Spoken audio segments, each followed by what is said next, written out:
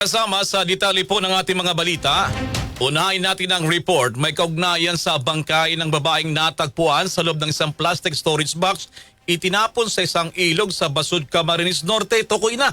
Detalye ng balita mula kay Radyoman Marjo Domingo. Marjo. RMN Live Report!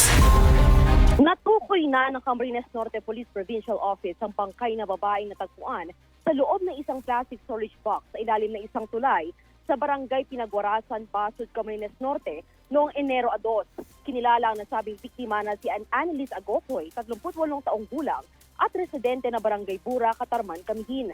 Ito ay kinumpirma sa pulisya ng kaibigan ng biktima at ng pinsan nito na makita sa social media ang nasabing insidente.